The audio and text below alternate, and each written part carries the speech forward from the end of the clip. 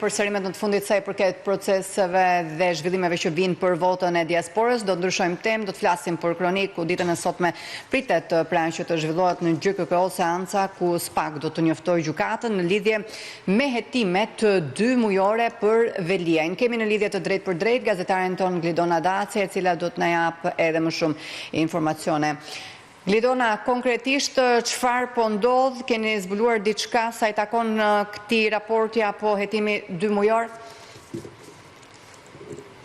Sa i takon hetimeve që po kryen prokuroria e posaçme kundër korrupsionit dhe krimit të organizuar Eliana, ne kemi raportuar edhe një ditë më parë që të paktën para 2 ditësh nga ana e prokurorisë posaçme kundër korrupsionit dhe krimit të organizuar me vendim të gjykatës është ushtuar kontroll në një nga apartamentet i cili ndodhej një kat sipër banesës së kryetarit të Bashkisë së Tiranës Eron Veliaj, apartamentet i cili ndyshohet se është një pasuri e fshehur e zotit Veliaj dhe zonjës Xoza, por ende nuk dim të themi konkretisht të cilat mund të jenë veprimet e tjera hetimore që ka kryer prokuroria e posaçme kundër korrupsionit dhe krimit të organizuar, sa i takon hetimit për pasurinë e kryetarit të Bashkisë së Tiranës Eron Veliaj, ndërkohë që nga ana tjetër ditën e sotme prokuroria e posaçme kundër korrupsionit dhe krimit të organizuar në zbatim të kodit të procedurës penale ka detyrimin ligjor që çdo 2 muaj të përballet me gjykatën dhe ta informojë këtë të fundit se cilat janë veprimet hetimore që ka kryer, çfarë metodash ka përdorur, nëse janë përdorur metoda speciale apo jo për të kryer këto hetime, gjithashtu cilat janë gjetjet e prokurorisë posaçme, se në fund do të jetë gjyqtari i hetimeve paraprake i cili do të kontrollojë të gjithë dinamikën e hetimit të SPAK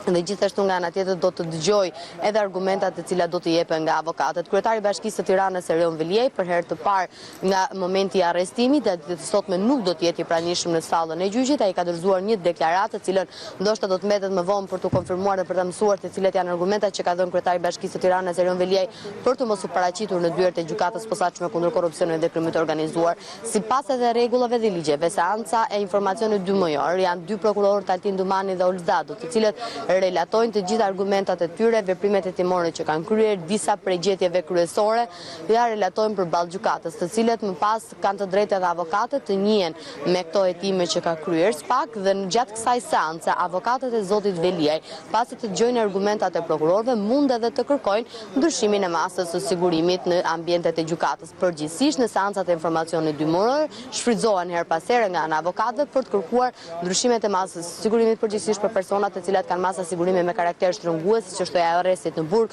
apo e arrestit në shtëpi. Ndërkohë që nga ana tjetër pritet tashmë që avokatët e zotit Veliaj do të dorëzojnë në gjykatën e lartë rekursin kundër vendimit të gjykatës së posaçme të apelit, e cila la në fuqi masën e sigurimit arrest në burg në datën 13 mars për kryetarin e Bashkisë së Tiranës Eron Veliaj. Ndërkohë që nga ana tjetër, edhe në seancat e informacionit 2 mujor mund të bëhet kërkesë për ndryshim mase pasi të dëgjojnë hetimet dhe veprimet hetimore që janë kryer nga ana e SPAK. Ndërkohë që zoti Veliaj gjatë ditës së sotme nuk do të jetë i pranishëm, do të përfaqësohet nga avokatët e tij, të cilët do ta informojnë më pas atë mbi rezultatet e hetimit të prokurorisë posaçme. E qartë, të falenderoj Glidona, ishte Glidona Dace.